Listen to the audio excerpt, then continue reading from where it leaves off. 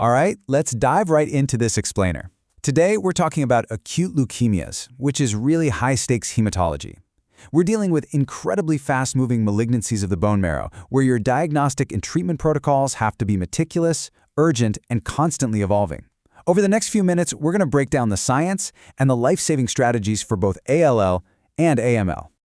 Here's our roadmap for today. First, we'll look at the bone marrow breakdown. Then track the warning signs, do some diagnostic detective work, lay out the ALL battle plan, look at the AML counterattack, and finally, chart the road to remission.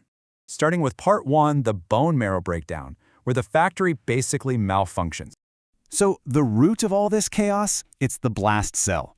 Picture your bone marrow as a tightly run factory. Instead of producing normal, mature cells, we get a massive pileup of immature, broken cells that just won't stop multiplying.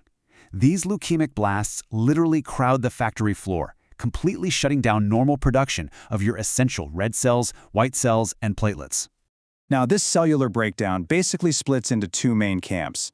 On the lymphoid side, we have acute lymphoblastic leukemia, or ALL. This one is driven by rogue B or T cells, and we classify it heavily by its immunophenotype. On the flip side, we've got acute myeloblastic leukemia, or AML. This involves the precursor cells that were supposed to become your red cells, platelets, and granulocytes. And with AML, the clinical behavior is almost entirely driven by the underlying genetics. Moving to part 2, tracking the warning signs when that marrow factory fails. When the marrow shuts down, the physical symptoms you see are basically a direct readout of that failure. Lack of red cells, that means anemia, giving patients profound fatigue and pallor. A drop in platelets leads to unexplained bruising, those tiny red dots called petechia, and dangerous mucosal bleeding. And without functional, mature white cells, patients are getting hit with persistent fevers and opportunistic infections. But the blasts don't always stay in the marrow. They can spill over, causing enlarged lymph nodes, a swollen spleen, or, in rare ALL cases, even painless testicular enlargement. And if those white counts get insanely high, the blood actually thickens, causing a really dangerous shortness of breath known as leukostasis. On to section 3, the diagnostic detective work. This is all about finding the exact genetic fingerprint. You can really think of this diagnostic phase like a funnel. We start wide, right? A basic complete blood count and peripheral smear just to spot any circulating blasts. Then step 2, we go straight to the source with a bone marrow aspirate and biopsy to check out the cellularity and morphology. But step 3 is where the real magic happens: flow cytometry and cytogenetics. Using specific FISH probes to spot chromosomal abnormalities gives us the exact leukemic subclassification. It is absolute life and death detective work. And those chromosomal fingerprints, they literally dictate the entire game plan. For example, if an ALL patient has a TEL-AML fusion, that's the T1221, they generally have a pretty favorable prognosis. But if we spot the Philadelphia chromosome, T922, that instantly shifts them into a high-risk, super-aggressive protocol. It's the same story for AML. Finding a T1517 gives us a highly actionable target, whereas an FLT3 mutation warns us we're dealing with a highly aggressive, poor-risk disease. Section 4 now, the all battle plan, which is truly a multi-year marathon. Treating standard risk ALL is not a sprint, it's a marathon that can take 2.5 to 3 years to complete. We kick things off with an intense multi-drug induction blitz using agents like vincristine and prednisone to clear out the visible leukemia.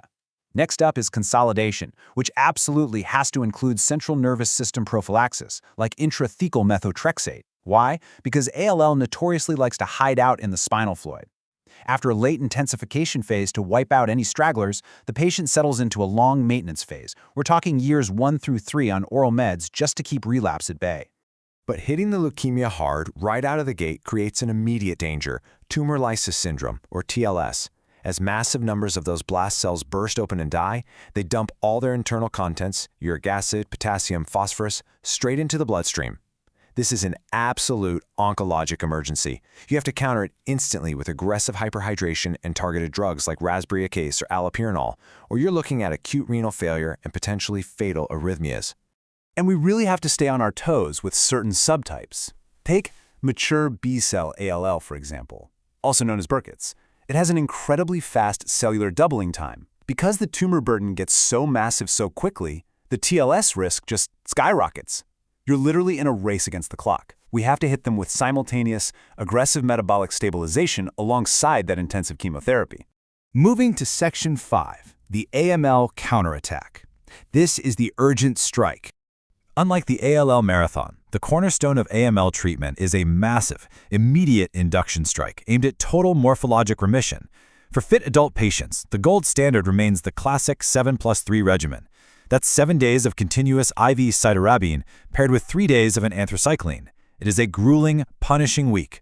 The whole goal is to intentionally wipe out the marrow, essentially clearing the slate so the factory can reset and normal blood production can start over.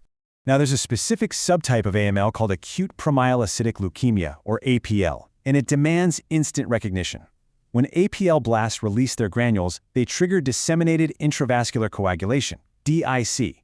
This is a terrifying, severe bleeding and clotting emergency. But amazingly, we have a highly elegant targeted therapy for this, ATR, or all-trans-retinoic acid. Giving a trough forces those malignant cells to mature, which immediately throws the brakes on the DIC cascade. Finally, Section 6, the road to remission, covering both the complications and the hope. 70 to 90%. Just let that sink in for a second. That is the complete remission rate for adults with ALL using today's targeted strategies. It's a massive testament to how far our cellular protocols and supportive care have come, giving thousands of people a genuine second chance at life. Of course, surviving the leukemia often means surviving the cure itself.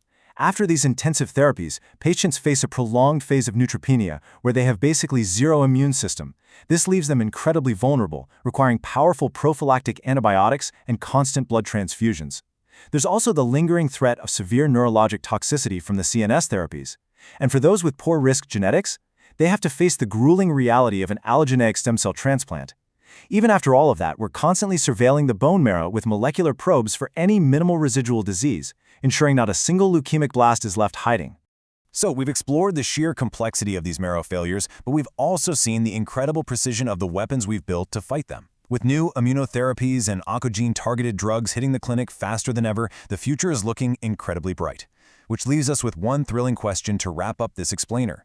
With targeted therapies evolving so rapidly, will we soon crack the exact genetic code of every single leukemia? Thanks for exploring the science with me today. Keep learning, and I'll catch you on the next one.